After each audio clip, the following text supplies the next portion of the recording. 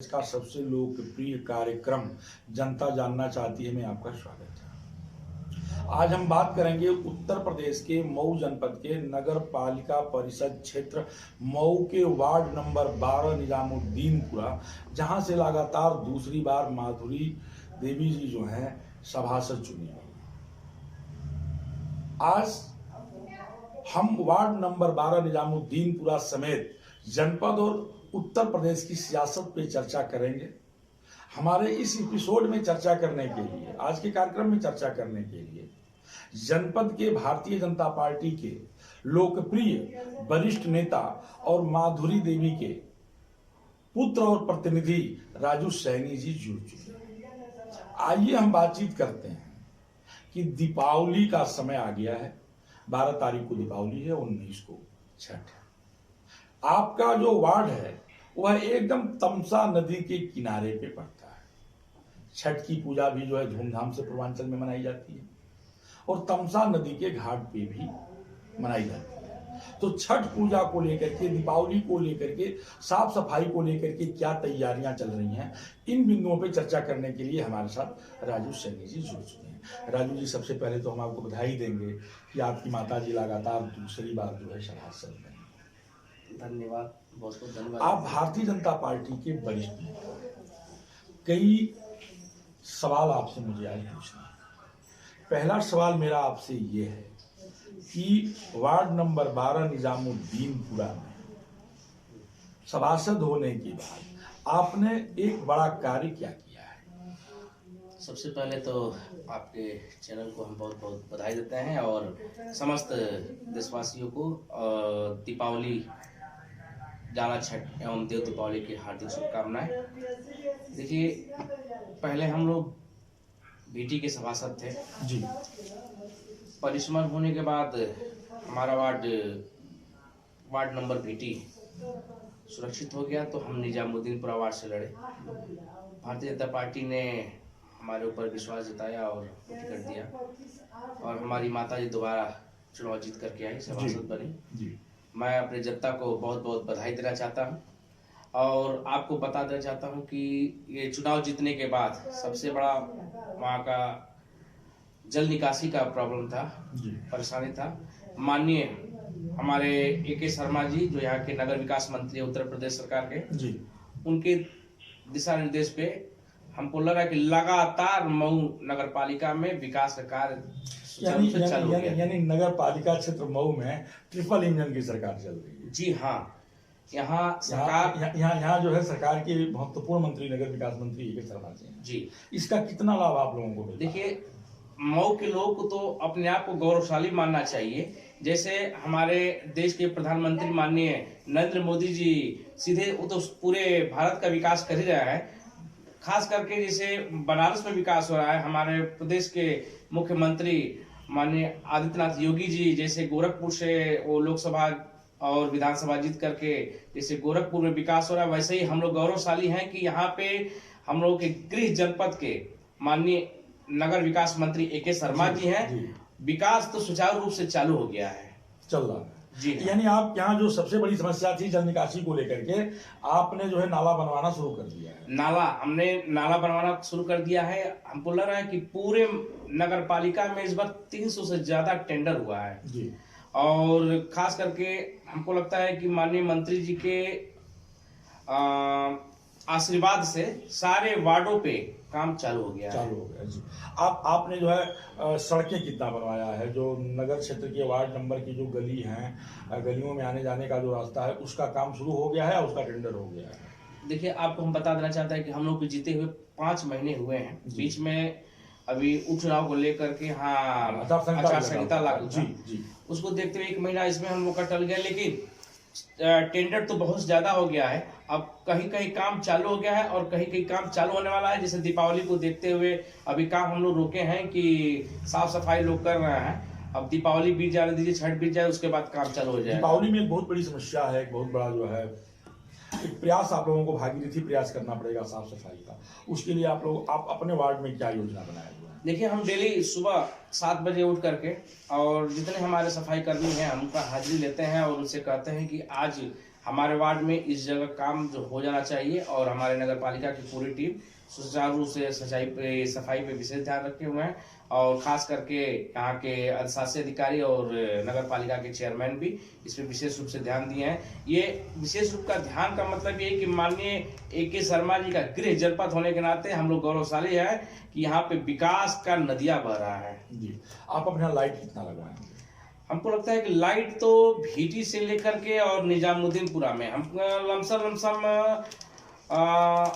पूरा ही हो चुका है। जो अभी वार्ड में हम लोग जैसे नया हमारा अभी वार्ड हम जुड़े हैं, तो निजामुद्दीनपुरा में जगह जगह लाइट लगाने का हमने जो है कि आवेदन किया है और बहुत जल्द उस पर लाइट। आपका क्षेत्र बहुत बड़ा है, उसमें गरीब लोग भी होंगे, उनके पास रहने के लिए आवास नहीं होगा, तो आपने उनके प्रधानमंत्री आवास योजना या नगर विकास के लिए जो आवास आता है उसके लिए आपकी क्या कार्य योजना है? देखिए, माननीय प्रधानमंत्री जी द्वारा जो प्रधानमंत्री आवास दिया जा रहा है, लमसम 90% लोगों को आवास यहाँ दे दिया गया है। 10% जो लोग बचे हैं, बस ये काम चालू होना है, जनवरी तक इन लोगों को भी आवास मिल जाएगा। यहाँ आपके क्षेत्र में आपके वार्ड नंबर 12 में जो है सुलभ शौचालय की क्या व्यवस्था है? सुलभ शौचालय है हर जगह, जो है कि टॉयलेट का, और क्या नाम है, जो आवास का पैसा दिया था उसमें पहले से बताया जाता है कि उसमें आपको शौचालय भी बनवाना है। नहीं, सार्वजनिक सुलभ शौचालय जो है, सार्वजनिक शौचालय पहले से है और उसको साफ सफाई का विशेष ध्यान रखा जा रहा है, कुछ नवीन भी बनवाया जाएगा। जी। अब हम थोड़ा सा, आप क्योंकि भारतीय जनता पार्टी के आप वरिष्ठ नेता भी हैं और बड़े नेता हैं, आपका भविष्य भी बहुत अभी अच्छा है, आगे भी आप बहुत आगे जाएंगे, मेरी शुभकामना है, मेरे चैनल की का शुभकामना है। अभी ओम प्रकाश राजभर जी की काफी चर्चा है कि वो मंत्रिमंडल में शामिल हो रहे हैं। देखिए, हो सकते हैं और हो जाएंगे, स्वागत है। और हमारा भारतीय जनता पार्टी, हम लोग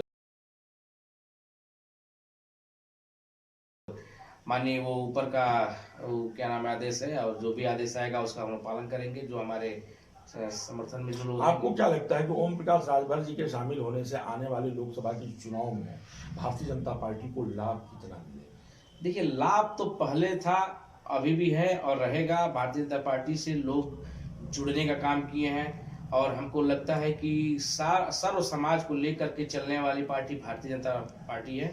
और भारतीय जनता पार्टी जो है कि सबको सम्मान देने का काम करती है और लोग इससे जुड़ने का काम कर रहे हैं। और पुनः सरकार 2027 में माननीय नरेंद्र मोदी जी का सरकार बनने जा रहा है। ये माना जा रहा है 2024 में, ये माना जा रहा है कि जो इंडिया गठबंधन बना है उत्तर प्रदेश में, इंडिया गठबंधन NDA गठबंधन को मात देने की पूरी तैयारी कर लिया है और काफी समस्याएं आ सकती हैं। देखिए, इंडिया जो गठबंधन किया, अभी वो लोग अपने में कर लेंगे कौन प्रधानमंत्री होगा, उसमें खुद जो है कि वो लोग अपने चक्कर में पड़े हैं। अब वो करते रहे अपना।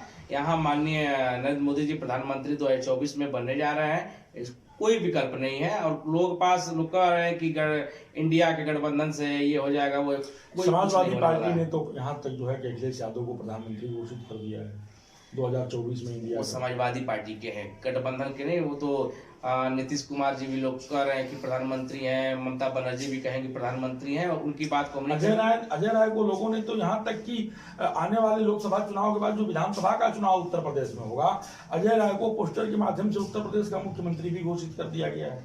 वो बहुत लंबा है। अब आपको बता दें कि अभी योगी जी और मोदी जी कोई जवाब नहीं है, यहाँ अभी वो लोग रहेंगे और भारतीय जनता पार्टी की सरकार रहेगी। यानी अभी भी आप लोग एकदम उत्साहित हैं। कल गोरखपुर में एक बड़ा अनुसूचित जाति का जो है, बीजेपी अनुसूचित जाति का एक बड़ा सम्मेलन हुआ था। जी हाँ, उसमें लोगों ने देखा होगा कि भीड़ देख करके तो विपक्ष को ये पता चल गया कि अनुसूचित समाज अगर कहीं हटी है बहन जी के साथ, तो भारतीय जनता पार्टी के साथ आई है और पूरा सम्मान देने का काम भारतीय जनता पार्टी। हम 2019 की चर्चा करेंगे। 2019 में जब लोकसभा का चुनाव हुआ था तो समाजवादी पार्टी और बसपा मिलकर के चुनाव हुआ जी। उस समय भी ये माना जा रहा था कि उत्तर प्रदेश में बीजेपी को कठिन डगर तय करना पड़ेगा, लेकिन बसपा के मतदाता समाजवादी पार्टी को वोट नहीं किए, वोट ट्रांसफर नहीं हो पाया। देखिए, आपको बता दें कि भारतीय जनता पार्टी अकेले लड़ी थी और हरिनारायण राजभर जी यहाँ से लोकसभा का चुनाव लड़े थे।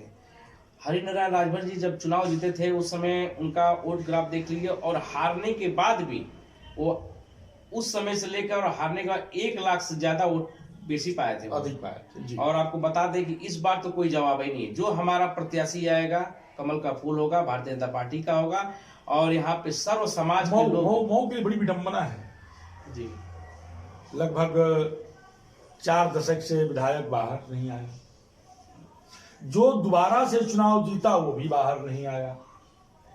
आपके सांसद भी जो है 24 में चुनाव होने जा रहा है, चुनाव के पहले अंदर गए वो भी बाहर नहीं आए। देखिए वो तो उनके हैं, क्या नाम है, बसपा के हैं, सपा के, वो लोग जो है कि वो लोग वैसे ही प्रत्याशी को देते हैं। भारतीय जनता पार्टी हमेशा अपने लोकल को देती है और लोकल को जिताने का काम करती है, और जब भी भारतीय जनता पार्टी देगी तो यहाँ के अच्छे प्रत्याशी को देगी कि सर्व समाज उनको वोट करेगा। अंतिम सवाल हमारा ये है कि आपका वार्ड नंबर कहीं न कहीं तमसा नदी के किनारे जुड़ा हुआ है। 19 तारीख को पूर्वांचल का सबसे बड़ा पर्व छठ पूजा है, डाला छठ है, छठ पूजा है। तो घाटों की साफ सफाई और घाटों की व्यवस्था को लेकर के आपकी तरफ से क्या तैयारी है?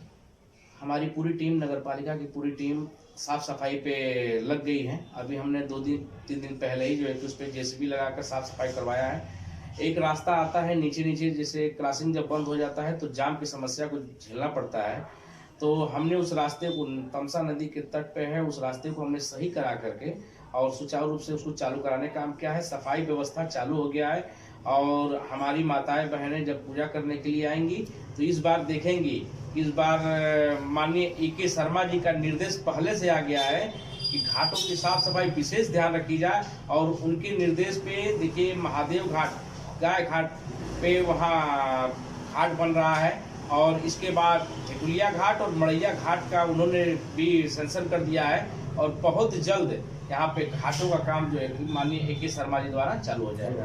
वो आप सुन रहे थे राजू सैनी साहब को। राजू सैनी साहब जो है माधुरी देवी के लड़के और प्रतिनिधि हैं, जो वार्ड नंबर 12 निजामुद्दीनपुरा से सभासद हैं और भारतीय जनता पार्टी के बड़े नेता हैं। आप काफी उत्साहित नजर आ रहे थे, आपका स्पष्ट कहना था तो 19 तारीख को होने वाले छठ पूजा में घाटों की साफ सफाई, रास्ता क्लियर कर दिया गया है, घाटों की साफ सफाई हो रही है, और इस बार ऐतिहासिक व्यवस्था जो है 19 तारीख को छठ पूजा के दिन नदी के घाट पे होगा। मुरली मनोहर के साथ प्रिंस की खास रिपोर्ट आप बने रहिए मेरे साथ और देखते रहिए नेशनल कवरेज।